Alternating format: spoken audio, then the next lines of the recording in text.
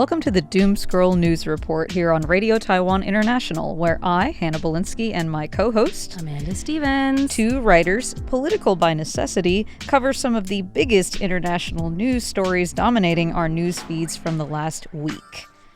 I'm Hannah Belinsky, and this week we're going to talk about birthright citizenship in the United States, Trump's attempt to invoke the Alien Enemies Act to expedite the deportation of immigrant detainees, and about the latest in a long string of instances involving Chinese nationals sailing over to Taiwan on teeny-weeny boats, all of which can be categorized, I think, under a broad heading of borders, which can be quite a loaded topic, especially nowadays. I would say this is perhaps one of the most appropriate Doom Scroll News Report topics we've had in terms of I cannot escape these topics for this last week. Yeah, it's always coming up. Literally anywhere, everywhere. It doesn't matter if I'm in my podcast. Doesn't matter if I'm on Facebook for our work, if I'm on Instagram for myself, if I'm listening to just any news podcast by anybody ever.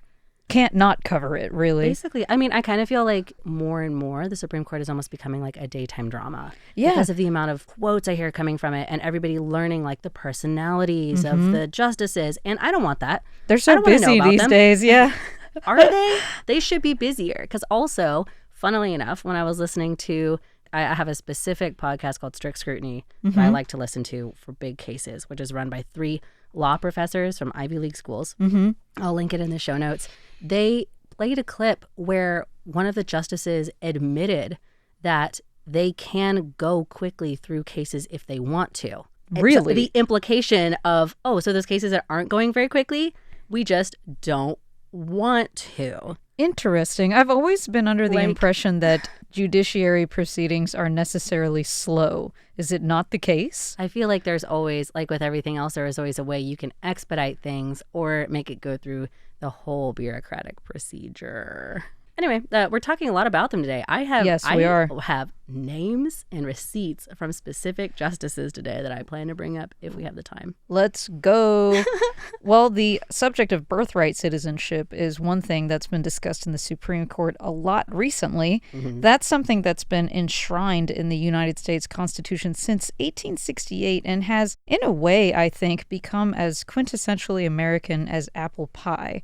And it's been a target of the anti-immigration Trump administration from the very first day he was inaugurated back in January. The day he was inaugurated, actually. He tried to push through an executive order disallowing any person born to illegal immigrants or immigrants legally but only temporarily present in the U.S., such as those on student, work, or tourist visas. Really wish everybody else shared that level of work ethic, except for him. Yeah, he really didn't waste any time. Did not, unfortunately. Waste a second. Yeah.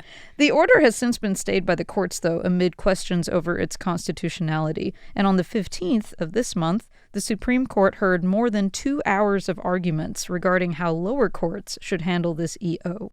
So for this topic, I primarily referred to an article published in The Economist on May 18th, which provided a pretty tidy rundown of how the Supreme Court justices are approaching the issue. And I think an important clarification to make right up top is that this case is superficially about birthright citizenship, but is actually more about whether single district judges should have the authority to block an executive order. Yeah. Because what happened after Trump put this EO out is a bunch of immigrant rights groups and 22 states immediately sued, and 3 different federal district court judges issued what's called universal injunctions, which bar the administration from enforcing this policy. So it's really more of a power struggle between Trump and the judicial system that's meant to check and balance him than it is about birthright citizenship. However, it does bring up an interesting topic for debate, one for which I perhaps a bit unexpectedly can see both sides. So before we continue, let me just ask you first, what do you think about birthright citizenship, or do you have much of an opinion about it? Honestly, beyond like a funny story in my family where my grandfather was given Mexican birthright citizenship, what? I did not have an opinion on it. It happened as you could guess. He was born while my great-grandparents were on vacation in Mexico. Wow. But beyond that, I didn't really have many thoughts about it. I have since gained a lot of thoughts about it. Okay. At least procedurally, it's just something that makes sense. Mm-hmm. Like, even though there are loopholes, there are ways that it could be exploited, there's a reason why most people take it for granted. Because to gain access to most of the other social services that you are entitled to in the United States. Social Security, for example. Well, you need a social security number. The United States doesn't have any universal ID. The closest thing that they have is a social security number, which most people receive at birth, unless you go through the very arduous process of becoming a citizen. And if we don't give social security numbers to babies, at what point do we make them become a citizen to get the rest of the benefits? It's like just become a logistical nightmare. But some kind of quinceañera for social security numbers. Right? So crazy. It wouldn't make sense. It doesn't make sense. But I have a lot of thoughts about what they are trying to argue on, which is nationwide injunctions, which you mentioned. But for people who don't live in the United States, it's come up more and more in the news. The United States basically functions like 50 very small countries. Yes. But nationwide injunctions are actually a thorn in everybody's side because it allows one judge from anywhere in the United States, even a very small area, to block a law for the entire country.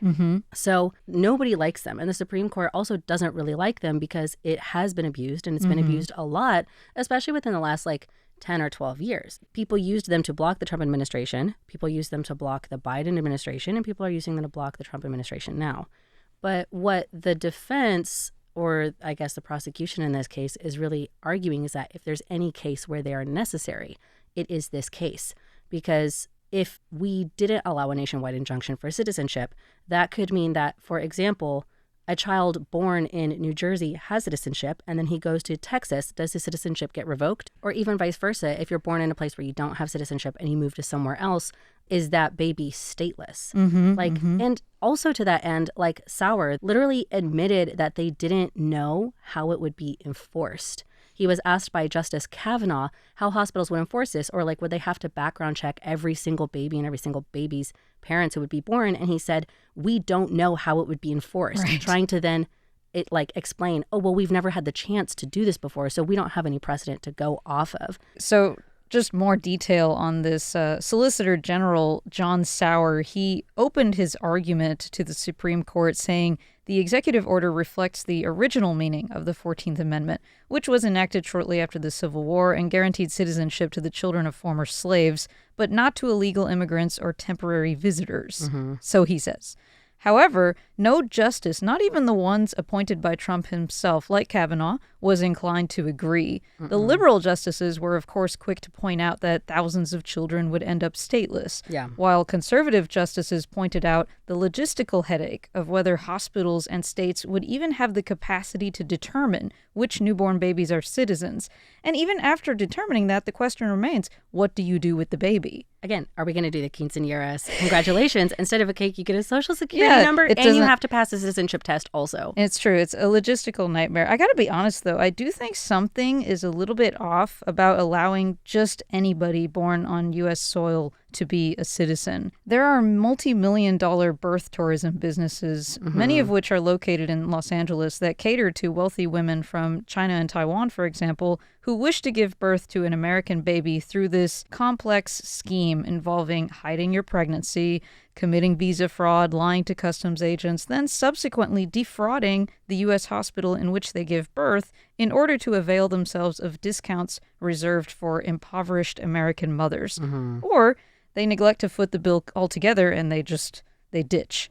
Me, personally, I hate any loophole that can be abused by the rich at the expense of the poor. Not enough to want to nuke the 14th Amendment, but enough that I think something about it needs to be adjusted to bring it into the 21st century. Kind of like how the constitutional right to gun ownership should be brought into the 21st century with respect to the kinds of firearms any old Joe Blow can now access. What about you, Amanda? Are you a hardcore textualist when it comes to the Constitution? I think it's funny that you mention the right to bear arms because that was actually used by Justice Sotomayor to prove why this approach to just trying to nuke nationwide injunctions, especially on the basis of birthright citizenship, doesn't make sense. She was trying to point out that, if we allow this to be the case, then what if the next president wants to just say nobody gets guns. And I'm sending out the government and I'm stealing everybody's guns. And then you have to wait for like 12 years because they don't want a nationwide injunction. So that would mean it would have to go from a whole bunch of singular people and then work its way very slowly through the courts to get up there. During those years, nobody would have guns because the government and the army would just take them all. Yeah, there has to be a better way because, the Constitution has been around all this time. The country's basically, founded on this piece of paper, but it's old. It's very old. Well, it needs to be modernized somehow. To your question about, like, am I a hardcore textualist? No, because that's exactly it. Like, the spirit of the law, especially when it comes to something like a constitution, I think is much more valuable because there's no other realm in which we would say that, no, you have to abide by the words on the paper. I think it's probably a good thing, after all, that I didn't go to law school because these are the kinds of headaches that I would have to deal with. Well, let's talk about the other subject that the Supreme Court has been tackling lately after the break.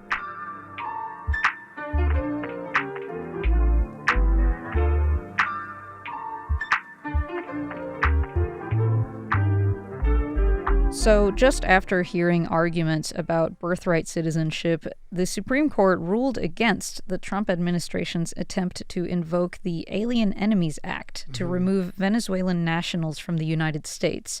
Trump's justification is that these Venezuelan nationals are members of the Tren de Aragua gang. Is that right? Your Spanish is good. Sí, Tren de Aragua. Okay, that works for me. Which has ties to Venezuelan President Nicolas Maduro's regime. Per Kevin Breuninger, reporting for CNBC, the Supreme Court ruled 7-2 in favor of the detainees. However, they did not rule on whether the Alien Enemies Act had actually been applied correctly.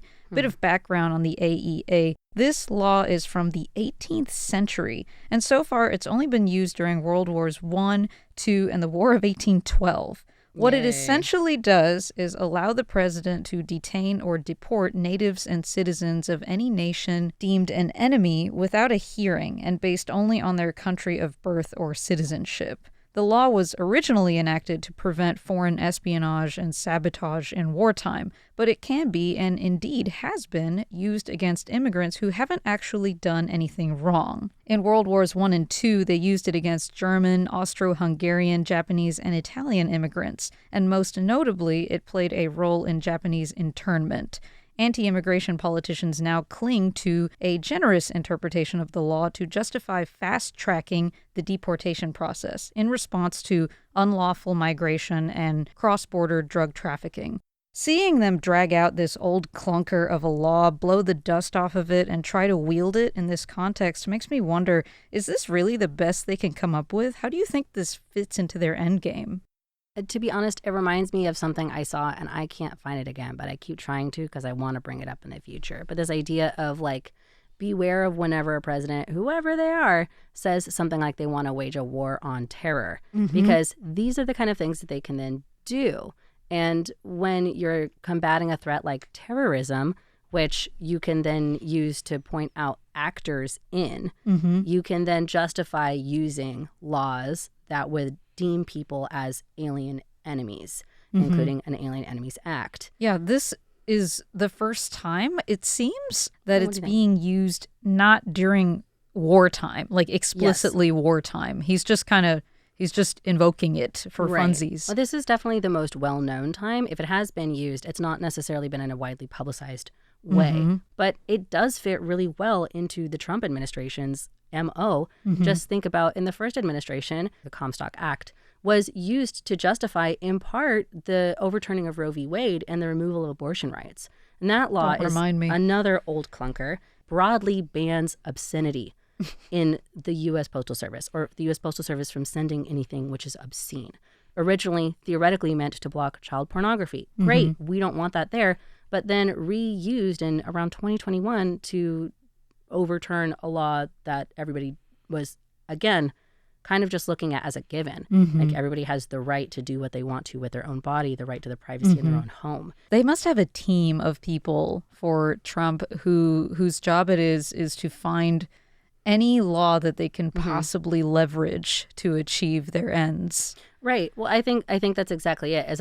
I don't think it's him by any means, but definitely let nobody forget. These are the same people who wrote Project 2025. Yeah. Which is 100% about bringing back these old, extremely restrictive and extremely punitive laws that the rest of the world has moved on from. So, yeah, I think it fits well. What's interesting is while judges throughout the United States, including Texas, Colorado, and New York, have largely ruled against Trump's invocation of the Alien Enemies Act, one judge, Stephanie Haynes of Pennsylvania, nominated by Trump, of course, ruled on the 13th of this month that the president is legally allowed to use the law to deport Venezuelan migrants suspected of ties to Tren de Aragua. Joe Walsh, reporting for CBS News, said the ruling is pretty narrow, as it only impacts the one Venezuelan man who first brought the habeas corpus petition before Judge Haynes. Speaking of which, the Trump administration is actively looking to poke holes in habeas corpus, a legal concept that grants people the right to challenge their imprisonment that's been around since the Magna Carta, so we're talking 800 years. I think it illustrates just how brazen this administration is at attempting to exert executive power over the one thing that reliably stands in its way, the law itself. Do you anticipate any success in this regard? Do you really think we're on that slippery slope sliding towards authoritarianism? It takes all my self-control to not interrupt you with a yes. But I literally almost made a joke before I saw your entire script about this being sort of an authoritarian watch section. A couple of things. One, the administration is basically looking for ways to be able to ignore the court after having said that they're going to follow court orders. Of course. And this is a direct follow-up on our second episode, where we talked about the deportations, where the administration said they would, of course, follow Supreme Court order. And then once the Supreme Court went against them, they said oh, well, that was extreme and they didn't really mean it. And they still try to deport people anyway. Sauer literally said to the Supreme Court justices that they only generally need to follow federal court rulings. And they were actually asked this twice. They were asked this originally by Justice Kagan, who said it sounds like generally is something that you always do, not always, even though it's a federal court ruling. And he said, yeah, well, generally we should, but we might generally. Then another justice, Justice Amy Coney Barrett, asked him again, maybe trying to give him a lifeline that's you don't really mean generally. And he basically... he 100% doubled down and was yes, generally we would follow, but not in every case. And we would generally do it. And that is generally the case for the justice system. It's a long tradition. A dangerous precedent it's not here. Because it was actually Kagan who was it sounds like you're trying to reserve the right to ignore a federal court order, to which he said, we would generally listen to the court. Wow. He didn't say that they would. And that also led Justice Kagan to say, it sounds like you're setting up a, quote, catch me if you can justice system, end quote, in which the only way that they would be able to have their executive orders overturned, it would have to be on a plaintiff by plaintiff basis. So every court would only be able to rule in favor of the people who brought that court case to them. And people who are not in the court case would not be beneficiaries, or people in another state would not be a beneficiary. So the administration could roll out whatever executive order they want, including deportations or uses of the Alien Enemies Act, and the courts would be helpless to stop anyone except in their own area. Generally is not how the law works. Thank you very much. How the law is meant to work. If we really want these to be the checks and balances that I think every kid in the United States grows up having that thing hammered in your head. Oh yeah. The phrase has never left me. Along with mitochondria is the powerhouse of the cell. But that's the whole point. Is it has to then be respected as the law, no matter whether or not you like the ruling. That's the reason that we have that. So I guess getting to your question, I do worry that this is when you're looking for reasons to ignore the court, and when you're looking for reasons to once again remove power for them or undermine their authority, what you're doing is then really looking for ways to put power solely in one branch of government, the executive government, which is also currently not being checked by Congress. They really have not passed anything. They're currently trying to pass another bill. And this is all a very American-focused kind of thing. But I think it is something that we have also seen that in other places. If the leader of any nation is allowed to just ignore the court, a court order or a law, then what kind of system of law is that? This is going to sound so sappy, but it wasn't until I saw them trying to dismantle the American system that I started to think, gee, I really do have some kind of fondness for this country. I know. You know, I don't want to see them disassemble it for parts. It's like the way that I always try to describe my personal brand of patriotism is like, I'm not necessarily patriotic for the way that America is, but I feel very patriotic for the the idealized version of it and the ideals that at least we profess. Me too. And like that idea that you can't do this. So yes, not generally. Not generally. You can't do it. If the court says no, you can't do it. I do think it's something to really watch, and I think it's something that we need to watch with great concern. Well, let's keep our eye on it, and let's take a break for now. We'll bring it back to Taiwan after the jump.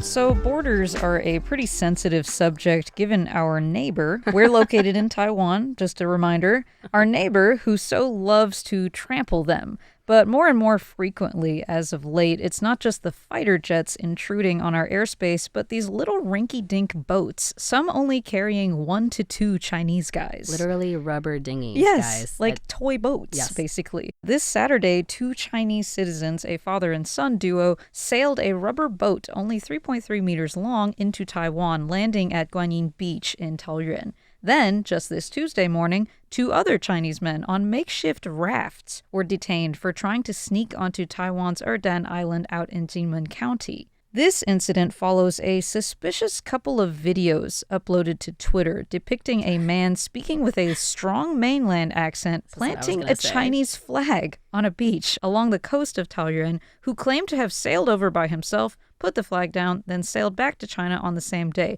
Although the jury's out on whether he actually did that or whether the video is just someone's attempt at trolling. So I grabbed this information from articles published by Focus Taiwan, the English branch of the central news agency here, but we've been reporting on these kinds of incidents in the newsroom pretty often in the past year, haven't we? Just about like once, if not once a month, definitely at least every 2 months. Yeah, every couple of months. Yeah. And they always seem to give us this same line that they want to escape China and live a life of freedom in democratic Taiwan. Except one guy I recall who was straight up just trying to dodge some gambling debts. Yeah, he was like, I'm here because I don't want to pay. That was like at the end of last year. Yeah. The most easily relatable, but you still can't flee the country illegally. But do you buy it? Do you buy the line about, oh, I want to live a free life in Taiwan? It speaks very neatly to a dialogue and ideology that the Taiwanese separatist government would like. Mm-hmm. Which a little too neatly. Right. That's what I will say. People who live in authoritarian and like just right, just left of authoritarian regimes are not stupid. Right? Like a lot of people there understand the levels of censorship that they're under. And there are definitely cases of people who are being prosecuted. But there are also a lot of people who live very normal lives. Yeah. So I think it's really hard to say how valid these things are, because I think it's just as likely that like maybe they are trying to flee as it is that this is part of what you and I were talking about before recording, sort of a gray zone tactic of like it fits almost a little bit too neatly into the narrative that a lot of English and like westernized and Taiwan separatist media has. Yeah, speaking of the Anglosphere, this has been happening here with enough frequency that Western news outlets have picked up on it. ABC News put out a short article effectively airing out our incompetence when it comes to preventing these landings, explaining that, I mean, it is a kind of incompetence, I think. Explaining that 38 Chinese citizens have so far successfully crossed the 100-mile-wide Taiwan Strait. The small size of the boats used in these crossings make them hard to spot via radar. We would need to install cameras and other types of equipment to detect vessels that tiny. Now, keep in mind, the vast majority of Taiwan's coastline is so rugged that it's not really possible to mount a D-Day style invasion of the island. No. So it's not like we really need to monitor these places that tightly. However, I think these little flies that keep landing on our face seem to be sending a message, trying to undermine Taiwan and make it seem as though it's so easy to invade us that even some bozo rowing a little rubber boat could do it. And crucially, although these people are liable to a 500,000 NT dollar fine and 5 years in prison, these penalties are usually waived as long as no one gets hurt and there's no property damage. They hardly even slap them on the wrist. They just send them back home. Now, I wouldn't advocate for a Trump administration-style approach to these quote-unquote illegals, but do you think Taiwan would benefit from being a bit stricter in this regard, or do you think for the sake of maintaining the status quo, it's best to just keep handling the odd boat that comes over with kid gloves? Like I said, the trouble is that you really don't know. We can always make assumptions, but we really don't know. And so in these sort of situations, as a person, and also just from like my experience in dealing with people, it's better to act with the benefit of the doubt before immediately jumping to guilt. It's a bummer because China I think they love playing in this ambiguous space. Well, like using just one example, the guy who came over in a rubber dinghy supposedly came all the way over here, put a flag on the the Taoyuan beach, and then drove back.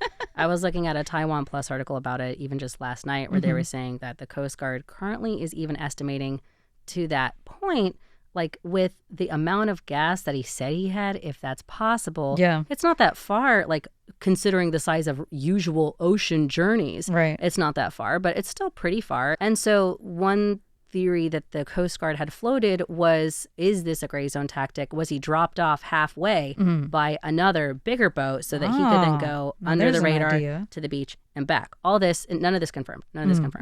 So it is possible that they're gray zone tactics, but I think you really can't tell. And I don't think that Taiwan would benefit from turning away people who are really prosecuted, who might even be sympathetic to Taiwan in any way, for getting the one or two odd people, because at this point it doesn't necessarily seem that dangerous. Like, again, I think the biggest punishment, even if they were fleeing China, is unfortunately to just bring them back. Once again, our dynamic shows you as the good cop and I'm the bad cop in my inclinations. On that note, that's it for today's news report. I'm Hannah Valinsky. I'm Amanda Stevens. I'm dad and she's mom. I'm the good cop. If we were parents. Thanks for joining us on air today. Tune in tomorrow for more programs by Radio Taiwan International. And in the meantime, remember to stop scrolling and touch grass. We'll see you next week.